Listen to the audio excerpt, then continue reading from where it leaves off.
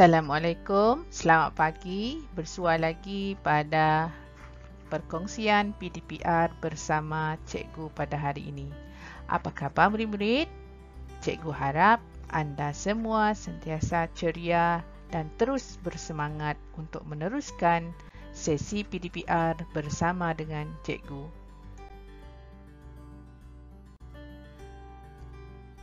Baiklah murid-murid, hari ini cikgu akan berkongsi sesi PDPR berkaitan kajian kes sejarah tahun 5. Tajuk kajian kes yang akan kita lakukan ialah Pahlawan Kebanggaanku. Murid-murid boleh merujuk buku teks pada halaman yang ke-70.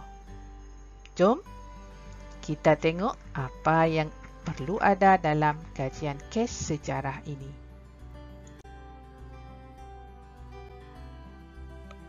Jom kita lihat apa yang perlu ada dalam kajian kes. Yang pertama, penyataan masalah. Yang kedua, ini yang pertama, penyataan masalah. Yang kedua, yang perlu ada, mesti ada objektif kajian. Yang ketiga, sumber rujukan, dan yang paling penting, laporan kajian.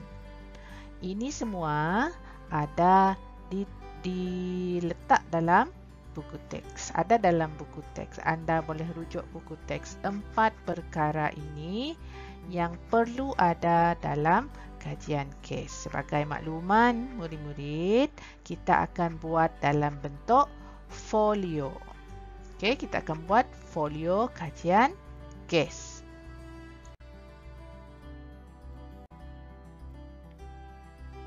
Penyataan masalah. Apa dia penyataan masalah? Kedatangan kuasa asing untuk menjajah tanah Melayu mencetuskan penentangan penduduk tempatan. Bincangkan. Ini merupakan penyataan masalah.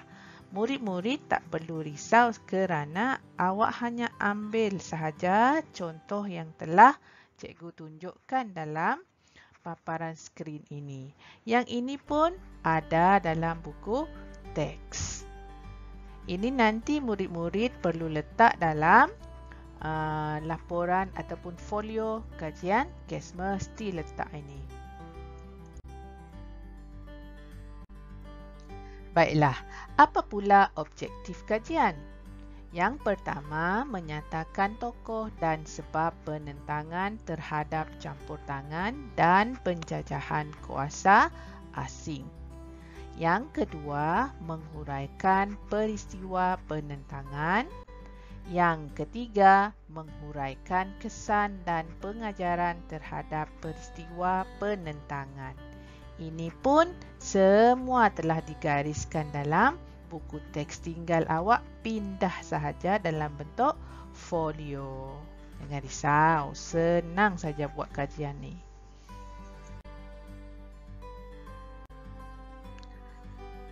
Seterusnya, untuk membuat folio kajian kes, anda perlulah merujuk mana-mana sumber. Jadi dalam buku teks telah digariskan beberapa sumber rujukan. Cikgu ambil 3 yang paling utama yang anda boleh senaraikan atau gunakan bagi menghasilkan folio kajian kes kita ini nanti. Yang pertama, buku jurnal atau majalah. Buku ini termasuklah buku teks. Yang kedua, anda boleh merujuk laman sesawang. Boleh rujuk menggunakan internet. Kalau ada capaian internet, boleh cari sumber rujukan berkaitan dengan tokoh yang anda kaji melalui laman sesawang yang betul. Yang ketiga, orang sumber. Orang sumber ni mana-manalah. Siapa yang anda kenal, yang anda boleh rujuk berkaitan dengan tajuk pahlawan yang akan anda pilih nanti. Anda boleh tanya orang sumber ini. Contoh orang sumber. Boleh tanya cikgu, boleh tanya ibu, boleh tanya bapa awak, boleh tanya kakak yang dah belajar di sekolah menengah, abang awak yang belajar di sekolah menengah ataupun yang sudah bekerja. Ibu saudara kah, mak saudara kah, bapa saudara, boleh. Silakan. Itu termasuk orang sumber. Tapi apabila awak merujuk orang sumber tersebut, dalam laporan nanti awak perlu nyatakan siapa awak telah merujuk siapa. Mari kita lihat bahagian yang paling penting dalam folio kajian kes anda nanti, iaitu laporan kajian. Ada 9 perkara yang perlu dimasukkan dalam laporan folio kajian kes anda nanti. Yang pertama, tajuk. Tajuk ini cikgu akan kongsikan dalam grup Telegram nanti bagaimana anda membuat tajuk, iaitu muka depan folio anda nanti. Jangan risau, ini awak tinggal tukar nama pahlawan yang anda pilih. Yang kedua yang perlu ada penyataan masalah seperti yang telah cikgu terangkan awal-awal tadi. Pada muka surat yang kedua nanti awak perlu buat penyataan masalah, salin balik sahaja. Yang ketiga, objektif kajian. Ini pun ada dalam buku teks dan juga penerangan yang telah cikgu terangkan tadi. Yang keempat, kaedah kajian. Masih ingat apa yang telah anda belajar pada tahun 4? Ada berapa kaedah kajian? Ada 3, iaitu bertulis, lisan atau arkeologi, sumber arkeologi. Tetapi untuk menghasilkan folio kajian kes ini, anda hanya perlu pilih 2 sahaja, iaitu bertulis dan secara lisan. Nanti awak perlu letak dalam folio dalam bentuk ayat. Jangan letak tajuk kaedah kajian bertulis dengan lisan. Macam itu saja. Itu bukan folio laporan sudah. Kena buat dalam bentuk ayat. Jangan risau, ini cikgu akan terangkan secara terperinci selepas ini. Yang kelima yang perlu ada dalam laporan kajian ialah analisis data. Kenapa cikgu letak peta buih berganda di sini? Anda perlu memilih 2 tokoh yang anda rasa paling bagus yang boleh menjadi kebanggaan anda. Okey, bagaimana menganalisis data? Cikgu minta anda hasilkan peta buih berganda untuk membanding beza 2 tokoh tersebut. Apa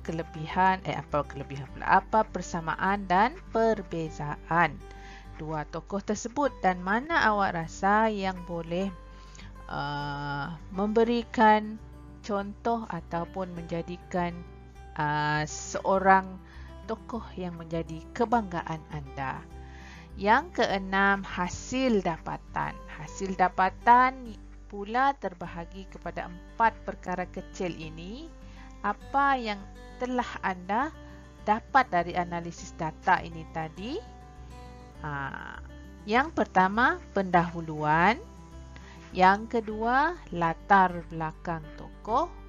Yang ketiga, sebab penentangan. Dan yang terakhir, peristiwa penentangan. Ini pun cikgu akan terangkan satu persatu pada sesi PDPR yang akan datang. Yang ketujuh, kesimpulan. Apa yang perlu anda masukkan dalam kesimpulan? Apa alasan anda memilih tokoh ini menjadi seorang pahlawan kebanggaan? Daripada analisis data ini tadi, awak pilih 1. Mula-mula awak pilih 2 terbaik dari beberapa orang tokoh pejuang tempatan. Iaitu contohnya siapa yang kita dah belajar? Dol Said, Syarif Masaho, Yam Tuan Antah, lagi Rentap dan sebagainya. Semua ada dalam buku teks.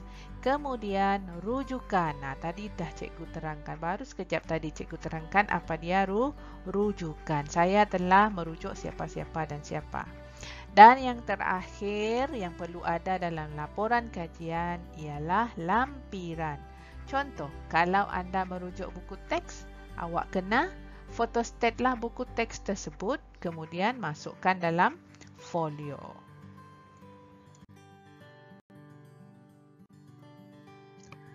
Baiklah murid-murid, suka cikgu ingatkan beberapa perkara yang perlu anda ambil perhatian bagi menghasilkan folio kajian kes ini. Yang pertama, folio ini dilakukan atau dihasilkan secara individu, bermaksud seorang murid satu folio.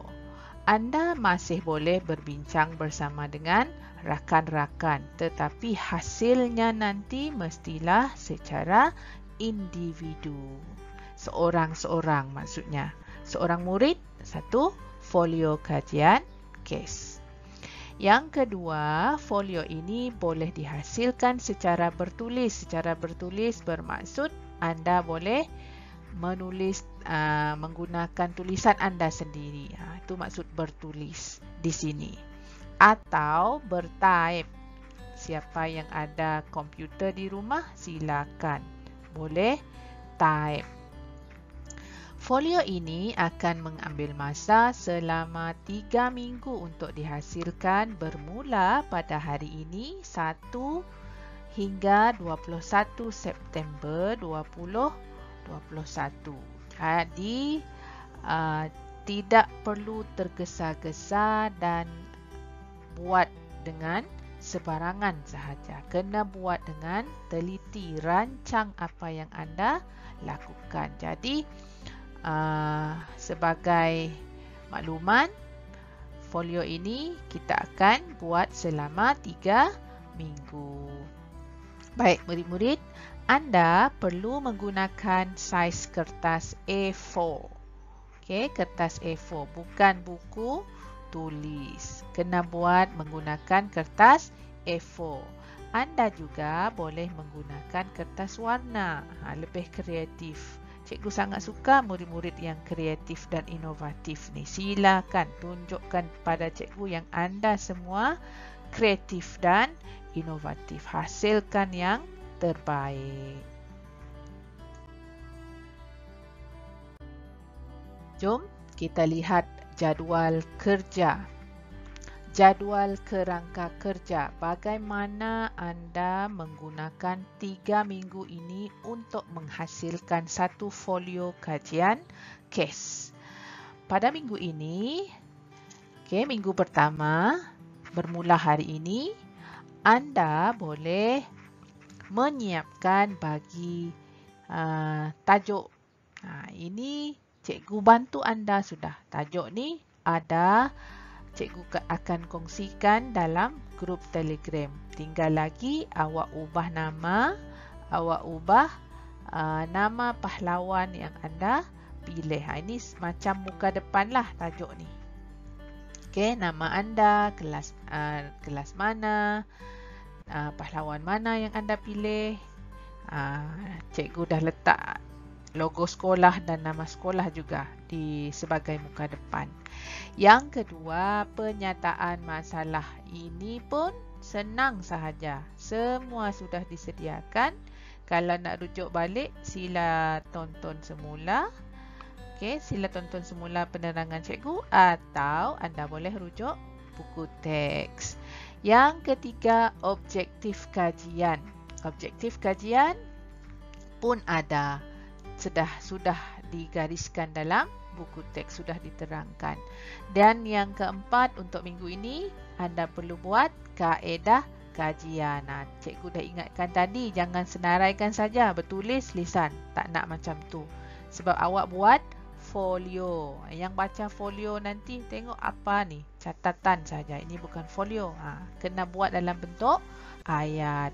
Untuk menghasilkan folio kajian kes ini, saya telah menggunakan kaedah kajiannya nanti. Nanti cikgu terangkan secara terperinci bentuk laporan itu nanti untuk 4 perkara ini. Baik, minggu kedua, minggu depan, anda perlu menghasilkan analisis data. Anda perlu melakukan analisis data. Bagaimana? Iaitu dengan membuat peta buih berganda seperti yang cikgu terangkan tadi. Itu panduannya. Anda pilih dua tokoh, kemudian banding beza dua tokoh tersebut. Kemudian pada minggu kedua, minggu yang paling penting nih, hasil dapatan. Ada berapa perkara dalam hasil dapatan tadi? Anda boleh tonton semula yang cikgu terangkan sebelum ini tadi. Hasil dapatan ada 4 perkara. Yang terakhir minggu ketiga, iaitu pada 15 sehingga 21 September nanti anda perlu buat, mesti siap, bahagian kesimpulan, rujukan dan lampiran. Setiap minggu ini akan cikgu kongsikan bagaimana anda hasilkan nanti. Jadi untuk minggu ini kita fokus 4 perkara ini sahaja terlebih dahulu. Kita buat fasa demi fasa supaya folio hasil kajian kes anda tersusun dan kemas, siap dan betul. Sehingga berjumpa lagi pada sesi PTPR cikgu akan datang. Terima kasih kerana setia menonton sehingga habis. Assalamualaikum. Jumpa lagi.